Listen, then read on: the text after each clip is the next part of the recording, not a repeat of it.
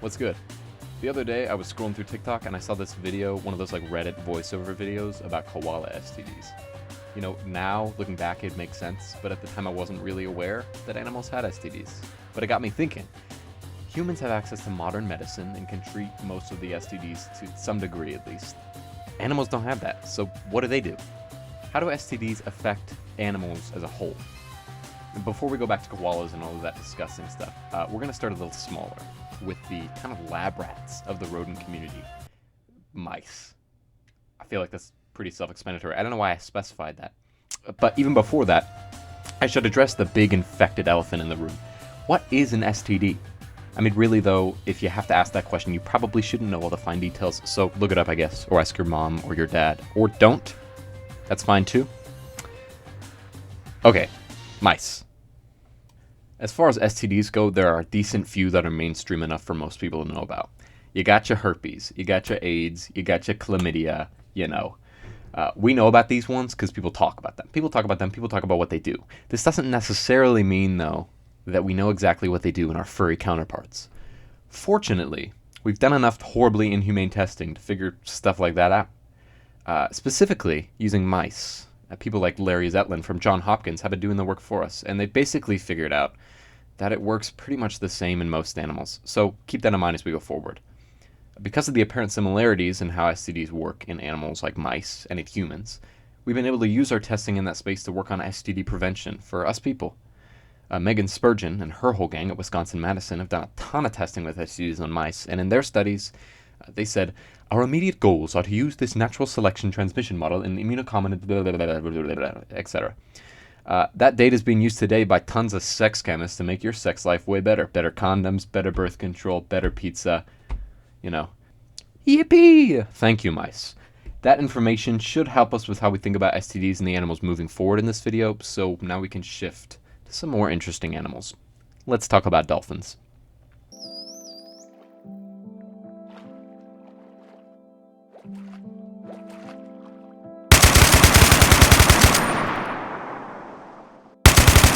Dolphins, like people, tend to suck.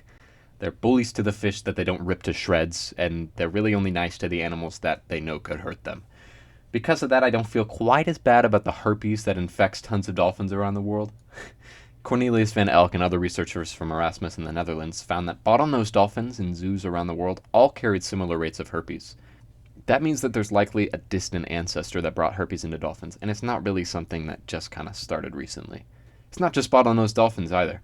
Ignacio Vargas Castro, an assistant professor at the University of Madrid, did a study in 2020 on herpes in a group of beached dolphins and found that 11 of 14 of the sample had a strain of herpes. 11 of 14 is a really big fraction. This means that it's not just captive dolphins getting genital warts, it's kind of all of them. Despite that, herpes really isn't that deadly, so it's only inconvenienced the dolphin population. Just a tad. This means that we really don't have anything to worry about. Alright, I've been kind of waiting for this part. Let's talk about koalas. Now, I don't know how to word this. I would not call myself a big fan of koalas. Now, hold on. Don't get your pitchforks out. Before all the koala lovers get mad at me, let me explain. My distaste for koalas doesn't come because I'm an animal hater or something. Koalas have a wild way of life, and I'm just not so sure if I'm down for that. But we're off track. Koalas have chlamydia. And I don't mean like a few koalas have chlamydia or something. A very large percentage of koalas have chlamydia. Wildlife Health Australia have found rates of chlamydia in koalas all across their natural habitat, which is only Australia, I found out recently. There are no koalas outside of Australia, besides zoos. Fun fact. Because koalas feed from the pap, if you don't know what that means, look it up. I'm not going to ruin your day. It's pretty gross. But anyways, essentially that means that as soon as a mother koala has chlamydia, it's going to spread to their child. That's why the infection rates are so high. Fortunately for koalas, they seem to have evolved to be able to deal with the chlamydia. If they hadn't, it may have posed a larger issue, but for now, they're good. Again, I don't hate koalas, but that's just one reason why I'm really not a huge fan. Now, let's talk more random junk before we get into some more facts. When a dog dies in a movie, it's super sad.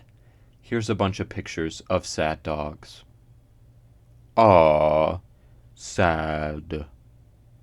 When a human dies, not quite as bad, Here's a bunch of pictures of sad humans. Who cares? Grow up. What am I doing? Why am I doing this? Really? Ugh. Anyways, STDs suck. Seeing them in animals is arguably more sad than seeing them in humans. We've talked about wild animals, but what happens when STDs make their way into domesticated animals?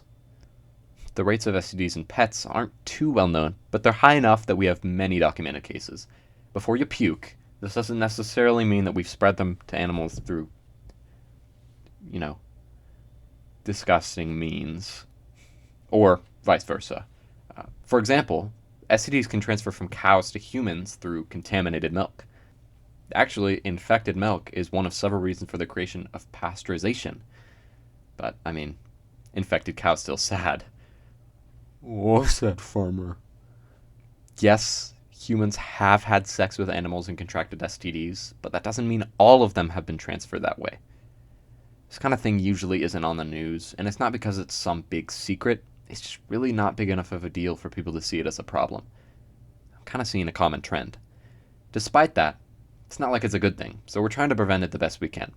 And as I said before, we've been able to prevent the spread of STDs in mice through contraception, so at least some ways we can prevent it.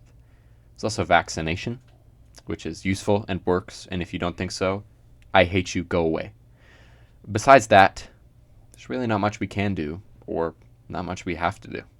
Okay, so far we've talked about just how similar STDs are in humans and in animals. We talked about dolphin herpes, and we covered koalas and all their biz. We went to domesticated animals and discussed that, and now we're here. Why, though? Let's go back to our original question and try to answer it. Okay. Looks like I forgot to paste it. There we go. Copy this. Go over here. There we go. Okay, how do STDs affect animals as a whole? As it turns out, Mother Nature seems to have a way of weeding out the animals or STDs that would make this question pose a serious issue. We've talked about all kinds of animals and their STDs, but none of those animals have had huge, horrifying issues with them. If they had horrifying issues with them, they would have gone extinct by now, and then we wouldn't be discussing them. For the average person, it's really not a huge issue. We should instead focus on more damning issues, like the Israeli genocide that's going on in Palestine. So what, that's it? There's no, definitive solution? There's nothing the Watcher can do to help? I wrote this paper for nothing? Are you